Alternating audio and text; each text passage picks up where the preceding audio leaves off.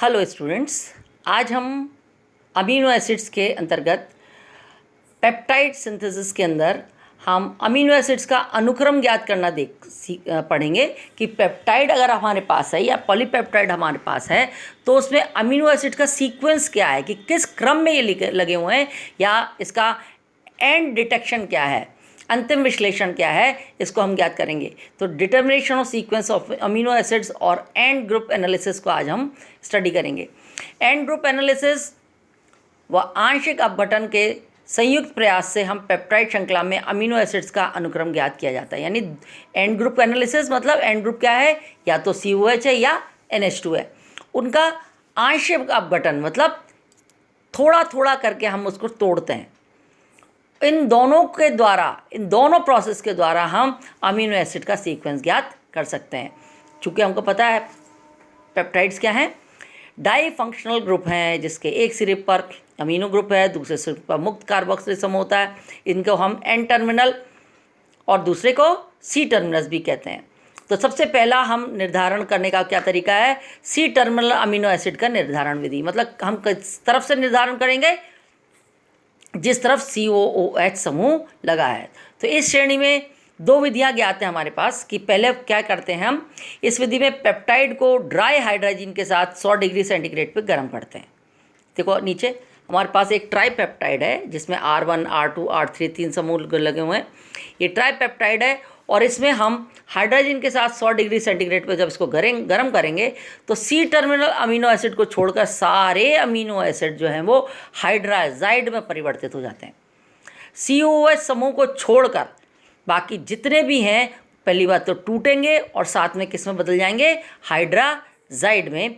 और इसलिए हम देखते हैं R1 के साथ वाला NH2 CHR1 CO NH NH2 एक हाइड्राजाइड, फिर दूसरा NH2 CHR2 CO NH NH2 दूसरा हाइड्राजाइड, पर तीसरा जो है वो हमें एज इट इज़ प्राप्त होता है NH2 CHR3 COH। क्योंकि ये C टर्मिनस पे R3 जुड़ा हुआ था इसलिए ये अमीनो एसिड इंटैक्ट फॉर्म में एज इट इज़ अपने ओरिजिनल फॉर्म में हमें प्राप्त हो जाता है। अब इसको क्या करते हैं हम, इनको इस मिश्रण को, इसमें तीनों है, हाइड्राजाइड भी है, फ्री COH वाला अमीनो एसिड भी है, तो इसको हम स्ट्रॉन्ग कैटायन एक्सचेंज रेजिन के से भरे हुए हम कॉलम क्रोमेटोग्राफी में डालते हैं।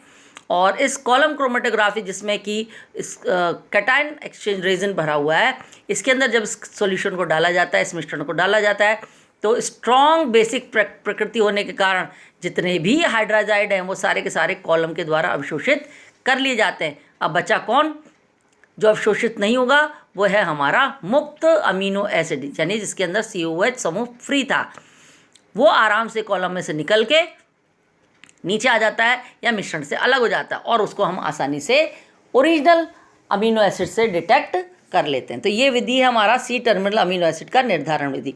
नेक्स्ट है हमारा दूसरी विधि है, इसमें पेप्टाइड का लिथियम एल्यूमिनियम हाइड्राइड अथवा लिथियम बोरोहाइड्राइड के द्वारा अपचयन कर देते हैं। और ये अपचयन में C टर्मिनल कार्बोनिल समूह जो होता है वो अल्कोहल में बदल जाता है।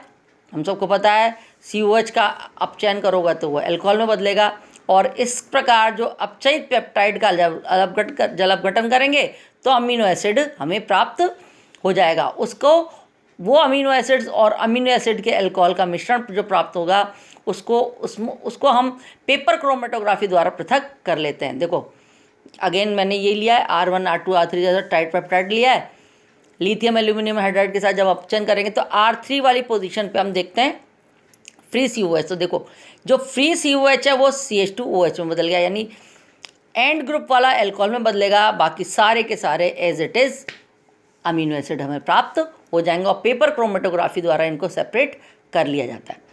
नेक्स्ट है हमारा एन टर्मिनल अमीनो एसिड द्वारा निर्धारण विधि, यानी एन टर्मिनल पे जो अमीनो एसिड हैं वाले अमीनो एसिड हैं उनको हम डिटरमाइन किस प्रकार से करते हैं। तो ये दो विधियाँ हैं, very important examination point of view से, कि अक्सर एग्जामिनेशन में नाम से पूछते हैं डिस्क्राइब सेंगर्स विधि या DNP विधि।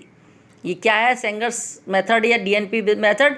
ये मेथड है एन टर्मिनल अमीनो एसिड का जो है वो उसके द्वारा निर्धारण विधि है। इस विधि में सेंगर्स रिएजेंट क्या होता है? 1-फ्लोरो-2,4 डाइनाइट्रोबेंजीन को हम बोलते हैं सेंगर रिएजेंट। इसको कमरे के तापक्रम पर सोडियम बाइकार्बोनेट विलयन की उपस्थिति में पेप्टाइड से अभिक्रिया कराते हैं। तो पेप्टाइड की अभिक्रिया हो जाती है 2,4 डाइनाइट्रोफेनाइल, जो डेरिवेटिव बनता है उसको हम बोलते हैं डीएनपी डेरिवेटिव। इस डीएनपी डेरिवेटिव का अम्लीय माध्यम में जल अपघटन करते हैं तो हमें डाइनाइट्रोफेनाइल समूह बंधित एन टर्मिनल अमीनो एसिड के साथ स्वतंत्र अमीनो एसिड का मिश्रण प्राप्त होता है। और डाई नाइट्रोफेनल समूह का जो अमीनो एसिड है वो पीले रंग का होता है, इसलिए इसको हम आसानी से पृथक कर सकते हैं by means with the help of column chromatography और अदर मेथड। तो पीले रंग का कंपाउंड जो है वो अलग पहचाना जाता है। ये पीले रंग का कंपाउंड क्या है? जिसने 1-फ्लोरो-2,4 डाइनाइट्रोबेंजीन के साथ अभिक्रिया की है। और ये कौन सा सिरा है? ये वो सिरा है जिस पर मुक्त NH2 समूह उपस्थित था, और बाकी जितने भी थे अमीनो एसिड वो सारे के सारे फ्री अमीनो एसिड के रूप में पृथक हो जाते हैं। देखो कैसे करते हैं। 1-फ्लोरो-2,4 डाइनाइट्रोबेंजीन, ये कोई बड़ा लंबा चौड़ा संरचना नहीं है कि अननोन संरचना नहीं है, तो इजी है। इसकी रिएक्शन हम करते हैं एक डाइपेप्टाइड से, और देखो फ्री NH2 जो है उसमें से HF निकल जाता है। किसकी उपस्थिति में? NaHCO3 सोडियम बाइकार्बोनेट की उपस्थिति में।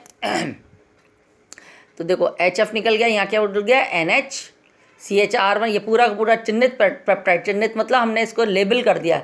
लेबल किससे किया कि यहाँ NH2 था, वहाँ पर हमारा 2,4 डाइनाइट्रो कंपाउंड इस पर आकर जुड़ गया, HF निकल गया। इसका हमने जल अपघटन किया। जल अपघटन करने पर हमें 2,4 डाइनाइट्रो अमीनो एसिड प्राप्त हो गया। क्लियर है? और इसका कलर पीला होता है, इसका कलर पीला होता है due to the presence of 2,4 dinitro compound, phenyl compound. और बाकी जितने भी अमीनो एसिड्स अगर होंगे, डाई होगा तो 1 मिलेगा, 3 होंगे तो 2 मिलेंगे, सारे के सारे फ्री अमीनो एसिड्स के रूप में हमें प्राप्त हो जाते हैं। तो इस तरीके से हम एन टर्मिनस की तरफ से भी पहचान सकते हैं कि इसके अंदर कौन सा अमीनो एसिड जुड़ा हुआ है। नेक्स्ट है एडमंड्स मेथड। ये भी इम्पॉर्टेंट है और अक्सर एग्जामिनेशन में पूछते हैं कि एन टर्मिनल की तरफ से हम पेप्टाइड बॉन्ड को किस प्रकार से सीक्वेंस ज्ञात करने में काम में लेंगे। एडमंड मेथड क्या है? इस विधि में पेप्टाइड की फिनाइल आइसोथायोसाइनेट के साथ तनुसार की उपस्थिति में अभिक्रिया कराई जाती है। तो फिनाइल आइसोथायोसाइनेट पेप्टाइड के मुक्त अमीनो एसिड से अभिक्रिया करता है। उसके बाद जो लेबल्ड पेप्टाइड है, चिन्हित पेप्टाइड है, उसका अम्लीय जल अपघट करेंगे तो फिनाइल हाइड्रेंटोइन मिलता है। इसकी मानक अमीनो एसिड से प्राप्त हाइड्रेंटोइन से तुलना करके पहचान की जाती है। क्या करते हैं? What is phenyl isothiocyanate is C6H5 and double bond C double bond S। इसको डाइपेप्टाइड के साथ अभिक्रिया किया तो हमारा फ्री NH2 जो समूह है वो अभिक्रिया कर लेता है तनुसार की उपस्थिति में और क्या बनाता है? कार्बन का डबल बॉन्ड S के साथ रहता है और एक जो है एक H NH2 का जो है वो N के साथ जुड़ जाता है। देखो C6H5 NH C double bond S NH CH, बाकी पूरा का पूरा हमारा पेप्टाइड है। ये लेबल्ड पेप्टाइड है। अब इसकी जब हम जल अपघटन करेंगे तो एक साइक्लिक स्ट्रक्चर मिलता है जिसका नाम है हाइड्रेंटोइन, फिनाइल थायोहाइड्रेंटोइन, और दूसरा वाला जो है वो हमें लोअर पेप्टाइड के रूप में जल अपघटित होकर प्राप्त हो जाता है। ये जो फिनाइल थायोहाइड्रेंटोइन है, इसकी रिएक्शन, इसको हम कैसे पहचानेंगे कि हमारे पास जितने भी अमीनो एसिड्स हैं सबके हम अगर हाइड्रेंटोइन बनाते हैं इस तरीके से, तो कौन से, किससे इसकी रिजेम्बलेंस है, किससे इसकी संरचना मिलती जुलती है, किसकी शक्ल सूरत इससे मिलती जुलती है, उसको आपस में कंपेयर करके हम ये पता कर सकते हैं ये किस अमीनो एसिड का हाइड्रेंटोइन है, और इसके द्वारा हम उस पेप्टाइड को चिन्हित कर लेते हैं।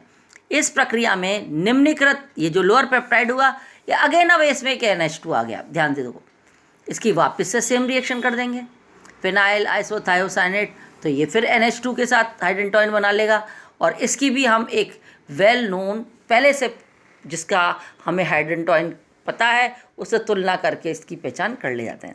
इस प्रक्रिया की बार बार पुनरावृत्ति करती जाते हैं। इस प्रकार सारे अमीनो एसिड का क्रम हम ज्ञात कर सकते हैं। तो ये मेथड है हमारा क्या, इस मेथड के द्वारा हम आसानी से एन टर्मिनल अमीनो एसिड की पहचान कर सकते हैं। तो आज की क्लास में बस इतना ही। कल हम पेप्टाइड सिंथेसिस पढ़ेंगे, किस प्रकार से हम पेप्टाइड किस प्रकार से हम पॉलीपेप्टाइड को सिंथेसाइज कर सकते हैं।